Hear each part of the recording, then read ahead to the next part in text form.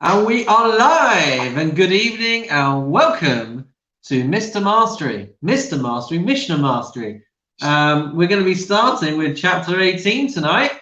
Very exciting. We are so close to the end of finishing Shabbat, which is quite an exciting achievement, if I may say so myself. So chapter 18, going to get it up on the screens for us over here. Here it comes.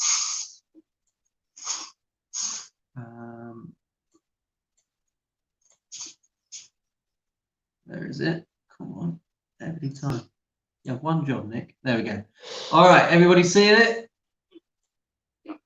Brilliant. So, chapter 18 deals with tircha, having to do hard work. So we're not talking about, we can sometimes get mixed up between melacha, which can be even a very small activity, a small bit of work, and tircha, which is where we do significant amounts of work, but we don't actually violate Shabbat. So, it's kind of like you're not allowed to carry a ball from your house to the street, but you would be allowed to move your couch around your house the whole day if you wanted to. But so that would be kind of a distinction between melacha, which can be a very small action, and tircha, which can be a very hefty action, but without violating Shabbat. So that's kind of where this starts from.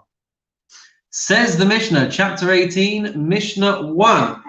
Mefanin afilu arba v'chamesh kupos shel teven v'shel tevua. You are allowed to clear away 4 or 5 baskets of straw or of produce, mipnei ha'orchim u'mipnei bittul beis hamidrash, because you need the space to be able to accommodate more guests, or because you need to clear out some space for Torah study, whatever it might be. So you're allowed to clear away a bit, 4 or 5 baskets of stuff, get it out of the way. But you would not be allowed to clear out an entire barn or an entire silo or an entire storehouse. You wouldn't be allowed to do that, because that would already be kind of pushing the boundaries just a little bit of what's appropriate for Shabbat. And also you run the risk of smoothing out the floor, which could be a big problem on Shabbat. So that is why there is a distinction made. I'm just going to try and figure out, someone's clattering around. Maybe I'll just mute all of you for convenience sake. So then the Mishnah continues, Mefanin teruma tahora. You are allowed to clear away items of teruma.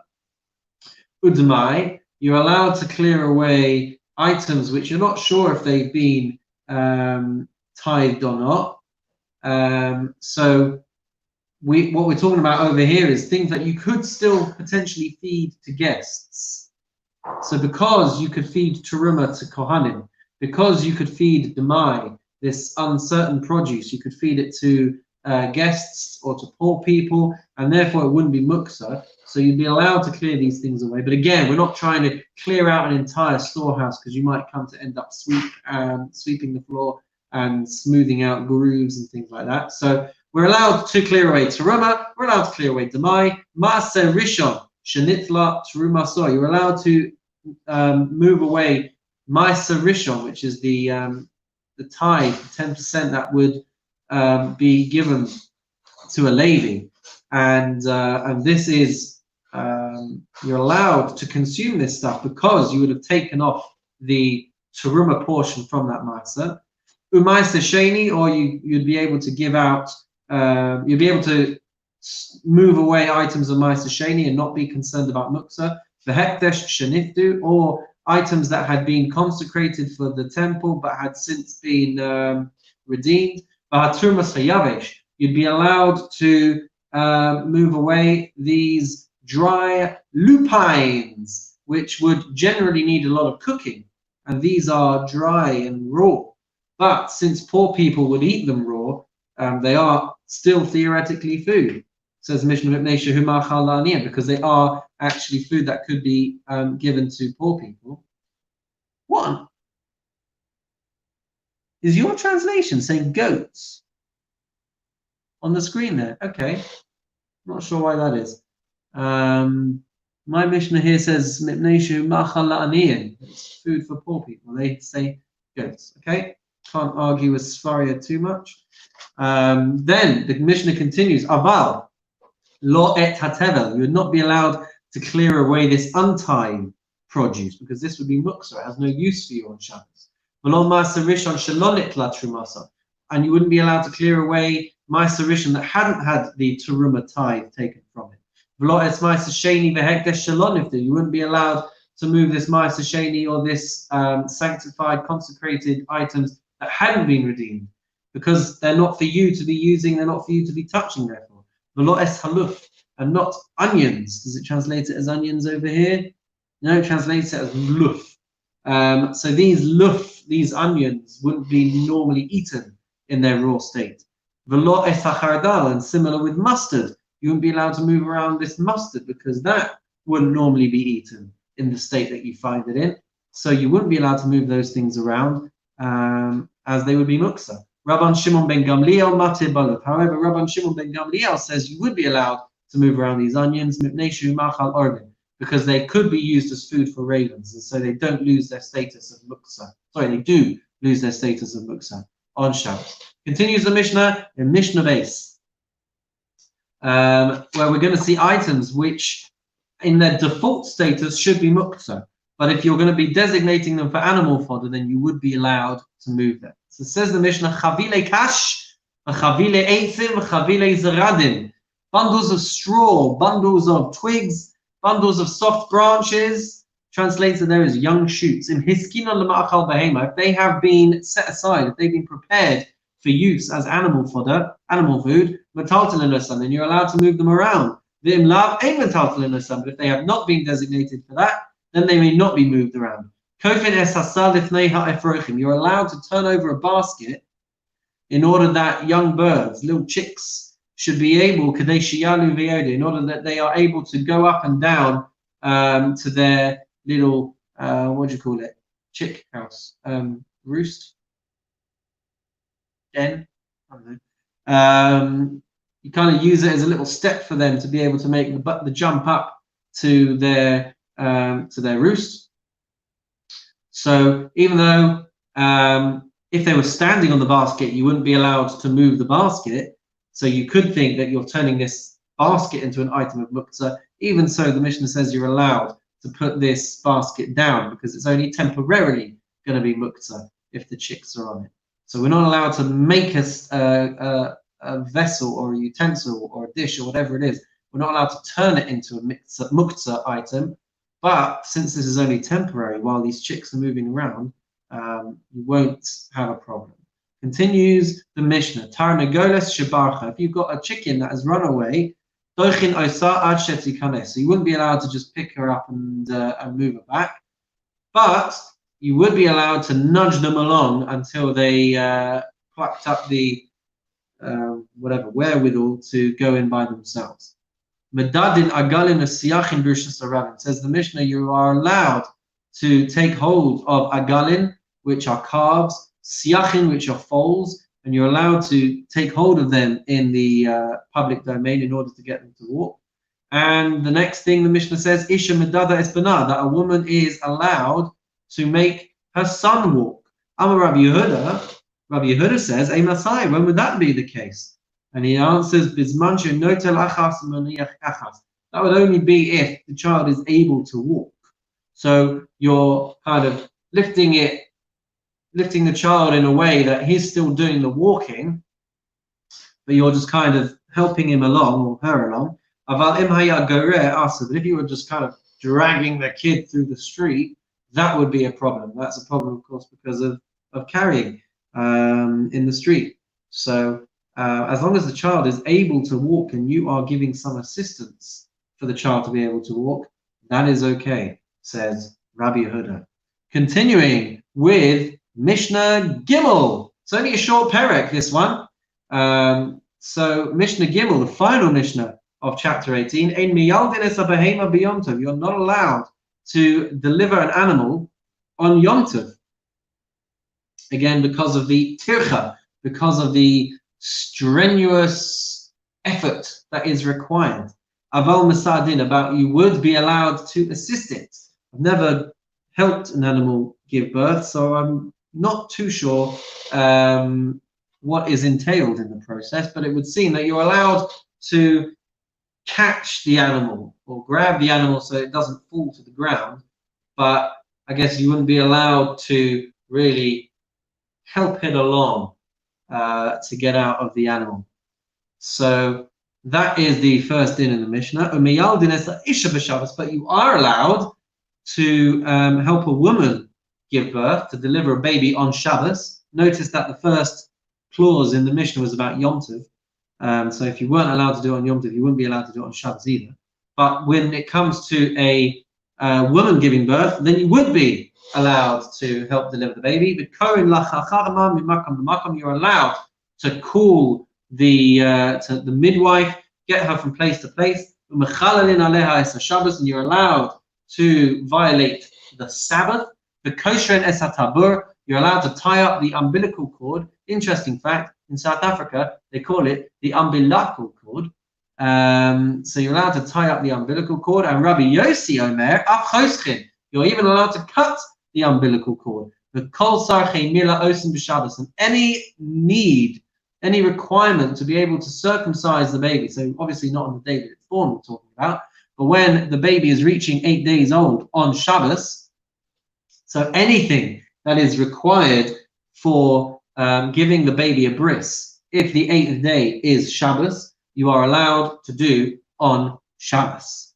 That is the end of chapter 18. That has only taken us 11 minutes and 55 seconds.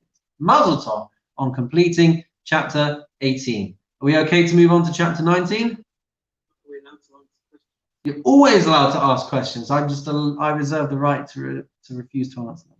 So, Rabbi, well, it says one may help a woman give birth. But who is the one? Who may do it? Who may cut the cord? You have to be. Is it saying that if you're a trained midwife, you may be able to do it, or if a woman you happen to walk past a Jewish woman on Shabbat and she's giving birth in the street, you may do it. Who may do it? Whoever is in the situation needing to do it. Right. So it's just saying anyone.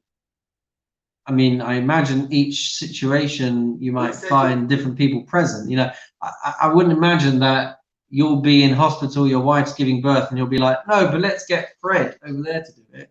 They desecrate Shabbat in order to do it. So presumably, if I was in that situation, I'd ask somebody I saw with a phone to phone an ambulance, but I wouldn't necessarily be able to help give birth. I don't know how to do it. No, but okay, yeah, fine. But we're talking about if you were in a situation of needing to help deliver a baby, you would be allowed to do it on Shabbos. Yeah. And if the person needed medical assistance and there was no one else there, then you would be able to do whatever it took. If you were the only one who was in a situation or position to be able to call an ambulance or whatever it is, you can do all of those things, or to order the Uber, or to drive her yourself to the hospital, whatever it is. Point is that we can violate Shabbat to be able to help this woman give birth, whatever that might entail. Okay, chapter 19, Rabbi Eliezer Omer. So what we're going to be talking about here now is, following on from what we've been talking about, violating Shabbat in order to perform mitzvot. So if the mitzvah can push off the rules of Shabbat, what we're going to see is, within certain parameters, the preparation for that mitzvah can also create a situation where you push off the laws of Shabbat. So Rabbi Eliezer Omer, Im lo hevi chli me'erev Shabbos, if you had not brought the requisite utensils, the instruments to be able to circumcise the child, if you had not sorted that out to be in the right place before Shabbos came in, then the Mishnah says, Mavio b'Shabbos megula, then you can bring it on Shabbos in public, exposed, don't hide it away, because then people are going to be suspicious, like, oh gosh, what's he carrying? But to rather be quite obvious that you're carrying a brisket, as opposed to brisket. So anything that you're going to need for the circumcision, you would be allowed to move that around on Shabbos if you had not had it set up beforehand. So I guess, if you were a proficient mohel, then you would sort it out to have the equipment that you needed in the location for that Shabbos. If you are a mohel who was going from bris to bris because you are so proficient and there were so many circumcisions that needed performing on one Shabbos, then you might have no choice but to move from one to the other and take your equipment with you. So that's kind of what we're talking about. Continues the Mishnah, Uva sakana. If it is a dangerous time for you to be out in public carrying bris equipment, because at different times of history, circumcisions may have been forbidden by the non-Jewish leaders and rulers and governments. So if that is a time of danger and you would not be able to transport the instruments safely and securely, mechasehu al piedin, then you can cover yourself up, but you should make sure to have some people with you so that if it came to it and people tried to accuse you of carrying things on Shabbos, you would have two witnesses there that could say, yeah, he was carrying, but he was doing it because he was on his way to do a circumcision.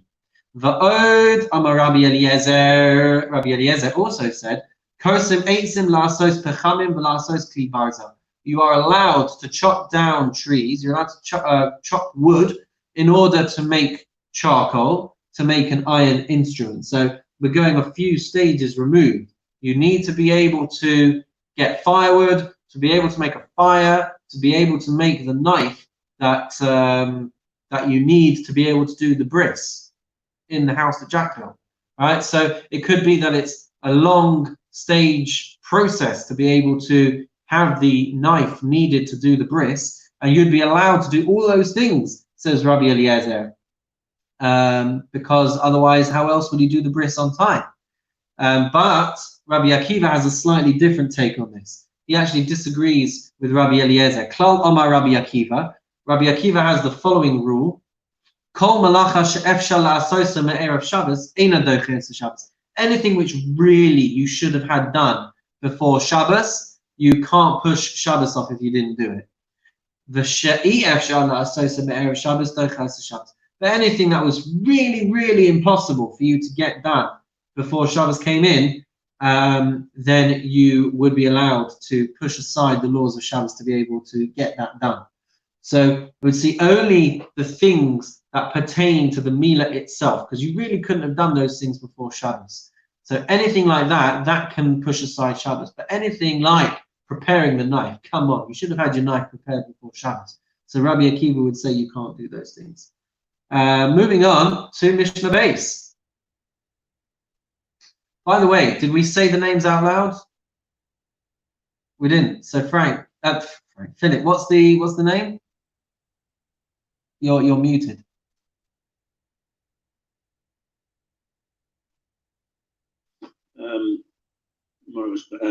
Basha Yenta. Basha Yenta. Bas Avram Eliyahu Alevi. Bas Avram Eliyahu Alevi. So this is for the neshama to have an aliyah for the yort site, which is tonight and tomorrow, or today? Yeah, tonight and tomorrow. So I'm sorry we didn't say that at the beginning. And for the refuah, as we said, of Johnny Lemon. Yerucham Yehuda Ben Elka. And also for Avraham ben Sarah Peril, they should both have a refuah shlema. All right, so I apologize for not saying the names before, but we've said them now. Still counts. So Mishnah Beis. Osin kol tzarchei milah b'Shabbos. You are allowed to do anything which is required for the circumcision on Shabbos. What does that mean? What does that entail? It says the Mishnah, Mohalin, you are allowed to do the snit. Uforin, and you are allowed to, Uforin is to, oh my gosh, look at that, uncovering the corona, which is to peel back the foreskin and to expose the crown. That's where the word corona comes from, crown, as you all know. Motzitzin, which is to extract some of the blood. V'nosdin aleha ispalanis v'chamon, and you are allowed to put on a compress, and bandages, and you're allowed to put cumin, which is good for preventing infection apparently. So you'd be able to do all of those things, all those components of the bris ceremony. You'd be allowed to do on Shabbos. Says the Mishnah, Im lo shachak me'erev Shabbos, if you had not ground up the cumin before Shabbos. So now what we're saying is, we've got something now which is post Mila, right? We've got something which is post the ceremony. You've done the actual process of the bris, but you didn't have this cumin ground up, so you wouldn't be allowed to grind it in the normal way on Shabbos, because that would not be allowed. But you can do these things with a shinui. You can do these things in a unusual manner. So the Mishnah says, in lo shachat me'erev Shabbos, if you hadn't prepared the cumin before Shabbos, lois b'shina v'nosen, and you'd be allowed to chew it in your mouth and then apply it. Im lo taraf yayin v'shelen me'erev Shabbos, if you had not prepared the mixture of wine and oil to beat it up before Shabbos, you're not saying zeh ba'atzma v'zeh ba'atzma, then you would still be allowed to apply these things. They somehow aid the baby's mila, so you'd still be allowed to apply them, but you would have to apply them separately and not to mix them up into a mixture. Really, you shouldn't make a cloak, translates it as here. It seems to be some kind of mila sock, something that covers the mila. But you would be allowed to wrap a rag around it or bandages around it. You'd be allowed to do that. Of Shabbos, if you had not prepared that before Shabbos, then you would be allowed to wind it around your finger and bring it even from another courtyard. So again, it's not an item that you need for the mitzvah of the Mila, it's something that you need for after the bris Mila, which is why it's slightly varied halacha from the things that we've been seeing, where we've been saying previously that you're allowed to carry things and move things around for the sake of the Mila. For things that come after the Mila, you would have to do it in a slightly different way. Mishnah Gimel, Machitzin es hakatan, you are allowed to bathe the child. Bein lifnei hamila or bein la'achar hamila, whether it's before the Mila, the actual ceremony, or whether it's after. Mezalfin alav bayad, and you are allowed to sprinkle warm water over the child with your hand. Aval lo b'kli, but you should do it with it. We're saying we should do it with a shinui. We shouldn't do it in the ordinary way with a kli. We should rather do it in a unusual way. Rabbi Elazar ben Azariah omer machitzin es hakatan bayom hashlishi shechal liyot b'Shabbos. Rabbi Elazar ben Azariah says you can wash the child even if it's the third day after the bris. You'd be allowed to wash the child. Ordinarily, as we've said before, you can't bathe on Shabbos, you can't wash people on Shabbos, but the third day is an especially painful day after the bris, and so the child is still in danger. And so one would be allowed to bathe the child if that day came out on Shabbos. Shnei Amar, as we've said, we've seen this before as well. Points to whoever can remember where. There's a few prakim ago. Shnei Amar, as the pasuk says in Bereshis, when talking about the people of Shechem after they circumcised themselves, Vayehi bayom hashlishi b'yosam koavim, that the third day when they were in pain, when they were sore. Nice. What about if we're not sure which gender the child is presenting with? Safek va'andrigonus. What if you have got a child for whom the gender is doubtful, or an androgonus? No, let's try that one again. Sorry, a safek is not one whose gender is in doubt, but it's actually a safek whether this child is viable and going to survive. I've never been able to understand this properly before, but if there is anyone with a medical background, perhaps you can help me. Halachically, a baby born in the 7th month is viable like a baby born in the 9th month. However, a baby born in the 8th month had a concern about their viability. I've not really been able to understand exactly why that is. Why 7 months was okay, but eighth month was a problem.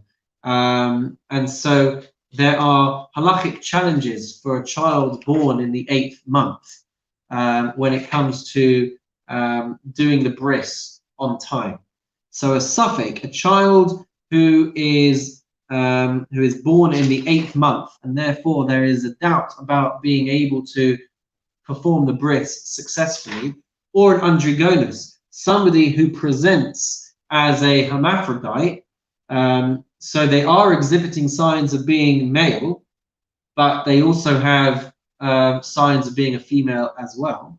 So the Mishnah says, "Ein machalelin alav es Shabbos." You would not be allowed to violate Shabbos to perform their bris on the 8th day because of the doubts that are present for being able to do the bris. Rabbi Yehuda matir ba'androgonus, but Rabbi Yehuda actually permits for a androgonus, for a hermaphrodite, because they do present with signs of being a male. And the pasuk about a bris milah says kol zachar, any child that is a male, and so that includes, we learn out, that would include children that are born as hermaphrodites, that present with male signs as well as female signs as well.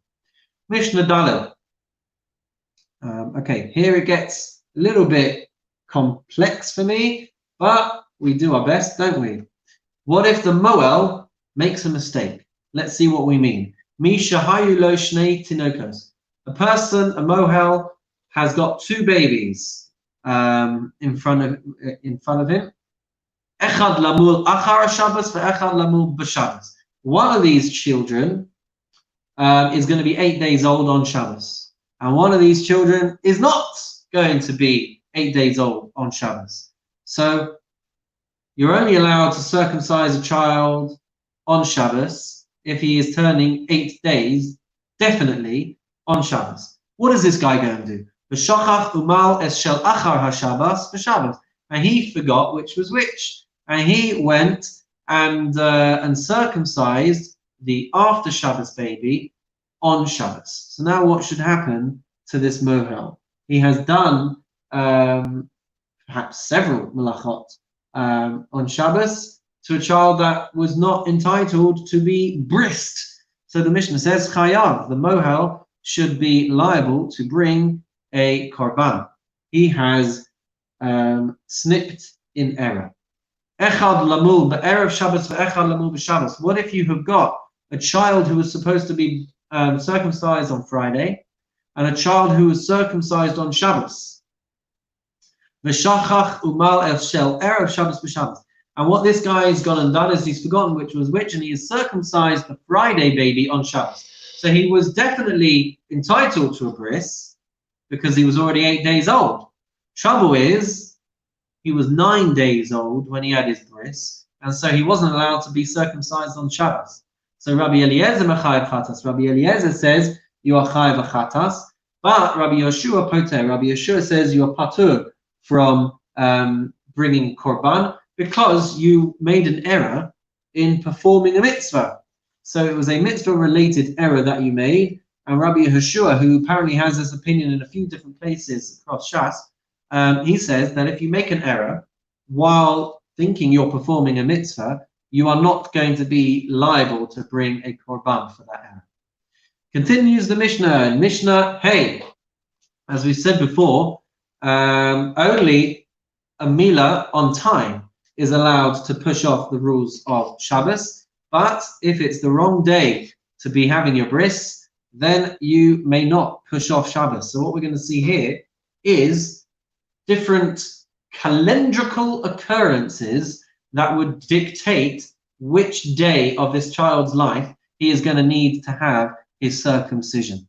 So what we're taught at the beginning is a katan nimol lishmana latisha v'la'asara v'la'achas asar v'lishnei masar, that a child can have his bris milah on the 8th day, the 9th day, the 10th day, the 11th day, and the 12th day. Lo pachos v'lo yoter.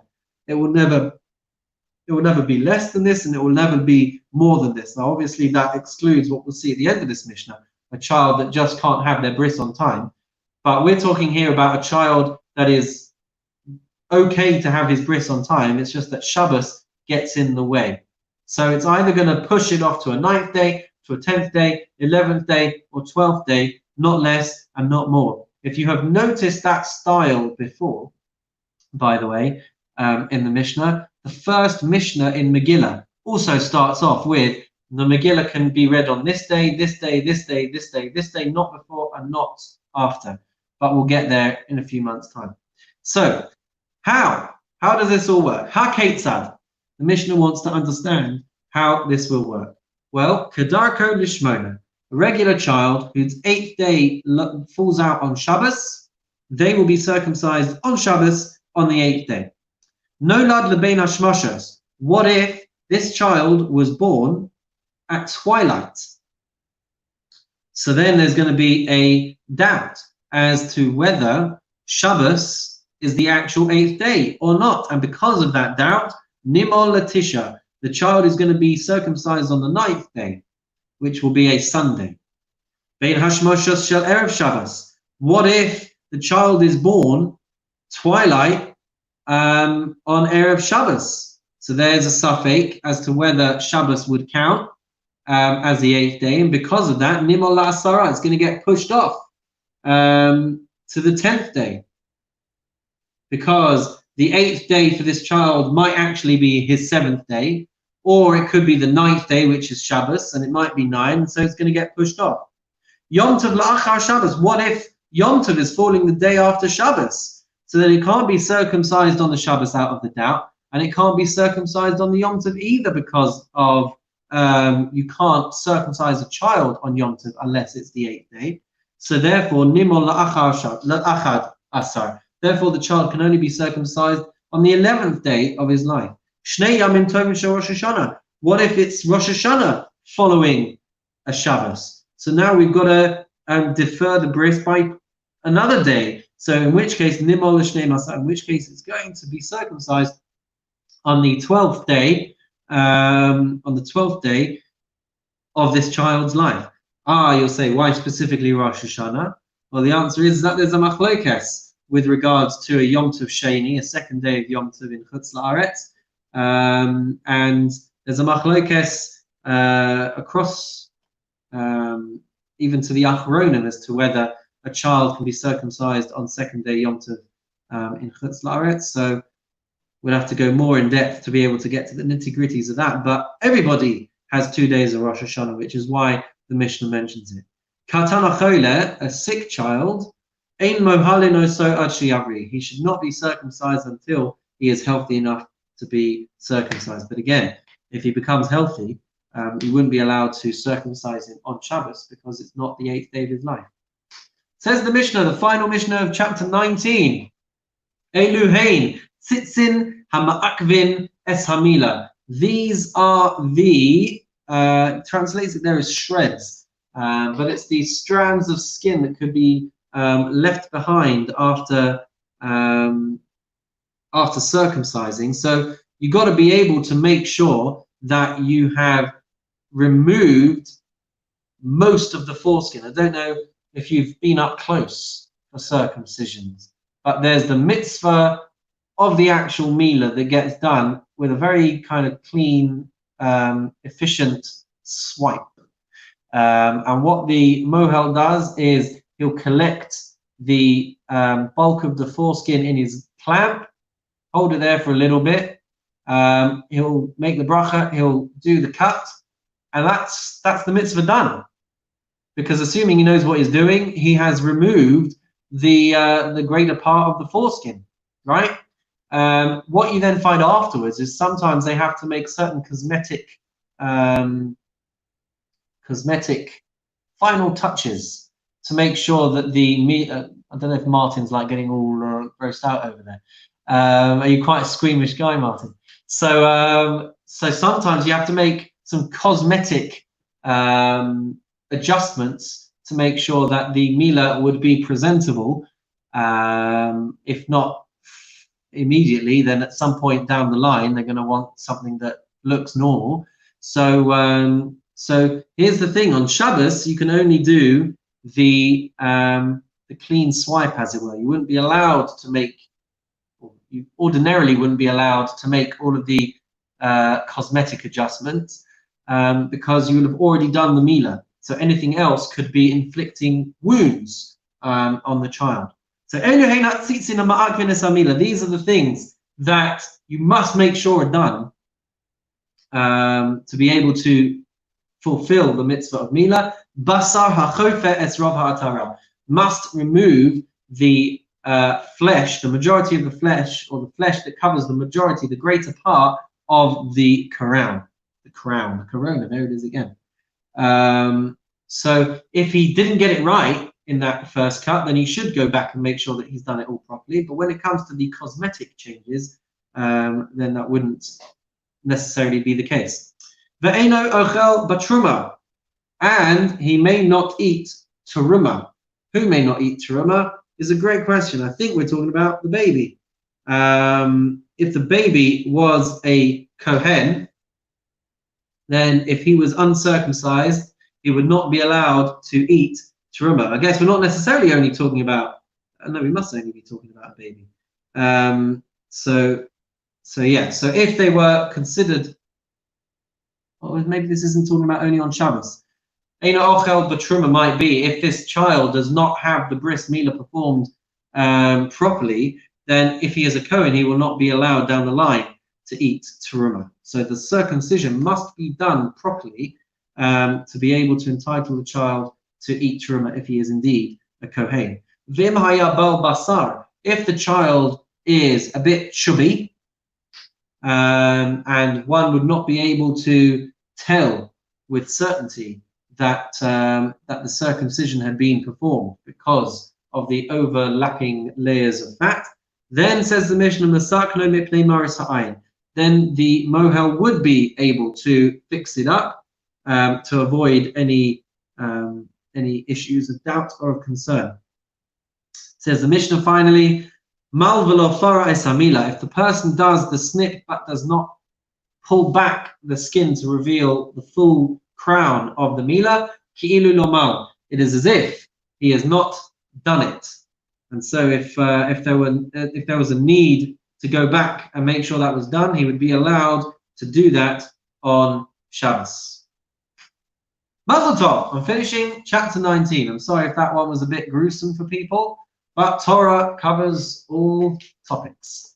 All right, let's carry on, I think, right? Everyone okay to carry on into chapter 20? Excellent. So, just like we've seen that there are conversations and disagreements and disputes about how much preparation can be done for a bris milah, we also see the same with regards to preparing food on Shabbos. Rabbi Eliezer and Yom Tov. Rabbi Eliezer Omer, Rabbi Eliezer says, Tolin es mishameres b'Yom Tov. One is allowed to suspend a strainer on Yom Tov, but nosnin latzluya b'Shabbos, and one is allowed to pour wine through a strainer on Shabbos. Continues the Mishnah v'Chachamim Omrim, ein tolin es mishameres b'Yom Tov. You're not allowed to suspend a strainer. What this means is putting something over the face of a vessel to be able to pour it through, and therefore strain the liquid or whatever it is as it comes through. So you wouldn't be allowed to do that according to the Chachamim. And you would not be allowed to pour wine through a strainer on Shabbos because of the issues of boreh, and potentially because of the issues of creating a tent covering as well. But you would be allowed to pour wine through a strainer on Yom Tov because there would be no issue there of boreh, of separating out the bad from the good. Continues the Mishnah in Mishnah base. Nosnin mayim al gabe hashmarim bishvil shiet salu. One is allowed to pour water over shmarim, which translates here as lees. Anyone know what lees is? Because I believe shmarim are the sediments from what gets built up when in the wine process with the grapes and things like that. So you can end up with this kind of grape pulp from having produced wine, and if you were to pour water over these shmarim, then you might get some extra wine or wine-like liquid out of that process. So the Mishnah says you're allowed to pour the water over these sediments, over this pulp, bishvil she'etzalu, in order to, as it say there, to clarify that. I think it means basically to get this extra drink out of it. You would be allowed to strain your wine by pouring it through a cloth.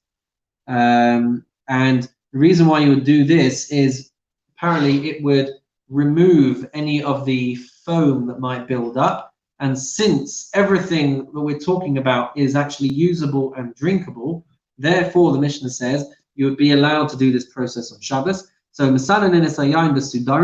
be allowed to do it through these cloths, and through these Egyptian baskets. You'd be allowed to put an egg through a mustard strainer, again, because you're going to be preserving the food. It's not to discard the bad stuff. You are doing it to be able to use the egg white and to be able to use the yolk. And so it's not violating Boreh. Va'osin anumelin b'Shabbos, and you'd be allowed to make anumelin on Shabbos, which seems to be a mixture of wine, honey, and pepper. So you'd be allowed to make that on Shabbos. Says the Mishnah, Rabbi Yehuda Omer. Rabbi Yehuda says, so it's going to depend. It's going to depend. The Tanna Kama, the first position, has said that you'd be allowed to do these in any quantity. But now we're going to see two other opinions as to how much you can make. Rabbi Yehuda Omer, for Shabbos, that if you're making it on Shabbos, bakos, you'd be allowed to make it through a cup, with a cup. You can't go and start making a whole load of this stuff. But if you need it for, the odd drink here and there, then you'd be allowed to do that. For Yom Tov Balagin, if you were making this on Yom Tov, you'd be allowed to make a whole jug of it. Uva Moed Bechavis, and if it was a Moed, if it was Chol Moed, then you'd be able to make a whole barrel of it. It obviously it's quite an undertaking to be able to produce this stuff. And so according to Rabbi Yehuda, you'd only be allowed to exert yourself to make this depending on what kind of day it is. Rabbi Tzadok Omer Hakol Lefi Ha'orchim. Rabbi Tzadok says it depends on how many guests you have. So you wouldn't be able to make unnecessary amounts of this stuff. But if you needed it for your guests, then you'd be allowed to make as much as you needed. What about Mishnah Gimel? Some things that are mixed into certain mixtures which are clearly for medication. So, ein shorin esa chiltis b'poshrin. You are not allowed to soak chiltis, which is some kind of spice. You're not allowed to soak that in warm water. Aval no sen letoch hachometz, but you would be allowed to put it into vinegar, presumably because if you mix it in warm water, it's clear that you are using it for medicinal purposes. But if you're mixing it into vinegar, then I guess it has multi-usages. And since they have multi-usages, you'd be allowed to have them on Shabbos. Ve'ein shorin esa karshinin. You are not allowed to soak leeks. Velo shafin osam. You're not allowed to rub them in order to separate things that you don't want on the leeks. You wouldn't be allowed to do that because of Boreh. Aval nosen letocha kavara, but you would be allowed to put them into a sieve, or letocha kalkala, or you would be allowed to put them into a basket. And the reason for that is because it would not be the normal, regular way of preparing these leeks, and so they do not violate Shabbos to do such a thing. Ein kovrin es hatevin bakvara. You're not allowed to sift straw through a sieve. V'lo yitnenu al gabe makom gavoha b'shvil she'ired amot. And you're not allowed to put it into a high place in order that the bits that you don't want on this straw just kind of falls off. Aval notel hu bakvara v'nosen letocha evos. But you would be allowed to pick it up in a sieve if you were then going to put it into a trough afterwards, meaning that you'd be allowed to collect it in a sifting instrument if you didn't have any intention to sieve or to sift it. And that is because, as we've said before, we have the opinion of Rabbi Shimon, who says that doing something on Shabbos where you had no intention of violating the malacha, but one happened in that way, so he would say that you are allowed to do that, according to Rabbi Shimon. Continues the Mishnah in Mishnah Gimel. Garfin milifnei ha patam. What when it comes to feeding domesticated animals, what length can we go to make it appetizing? So if the food is still going to be suitable for animals, we're going to see that you can give it to other animals. So let's have a look at Mishnah Dalet. Garfin milifnei ha patam. You are allowed to clean out the trough for milifnei ha patam. Translates it here as a stall ox. And you're allowed to move things aside for the sake of a grazing ox. Divrei Rabbi Dosa. These are the words of Rabbi Dosa. The Chachamim osrim. The Chachamim forbid this. And that is because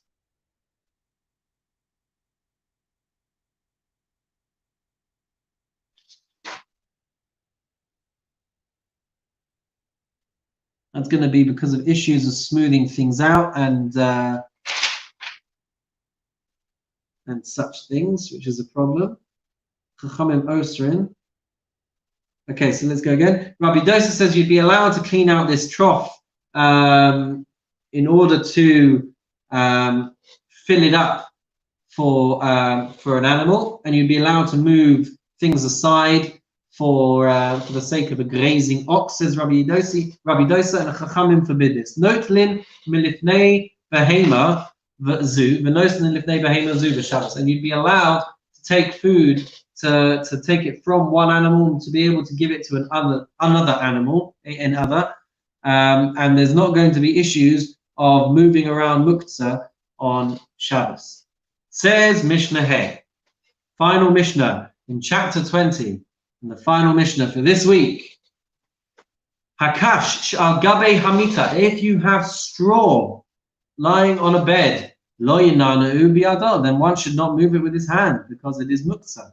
Ela menano begufo, but you would be allowed to move it with your body because that is an indirect, backhanded way of moving things. V'im haya machal behema, but if it was animal food, or shahaya alav kar or sadin, or it was covered by a pillow or by a sheet, then you'd be allowed, menanin biyada, you'd be allowed to move it with your hand. Machbesh shel bale batim, when it comes to a clothes press belonging to a homeowner, matirin aval lo kovshins, you'd be allowed to loosen it, but you would not be allowed to force it down, not be allowed to put pressure on it. Seems to be some kind of press. Trouser press, for example, not necessarily pumping heat through, but some kind of press that would keep your clothes looking nice. So you'd be allowed to loosen it, but you would not be allowed to compress it. V'shel kovsin, and if it was a professional launderer's press, lo yigabo, then you shouldn't touch it at all. Rabbi Yehuda says, Im haya muta me'erev Shabbos, matir is kulo v'shomto. If it was undone before Shabbos, then one may continue to unfasten it further and remove the items inside. Mazel tov on completing the 20th chapter of Maseches Shabbos. So well done, everyone, and that's going to be all for tonight. We've only got 4 more chapters to go, I think. So that's really, really nice. That's all we've got time for. But join us next week on Mishnah Mastery. Have a wonderful and meaningful evening.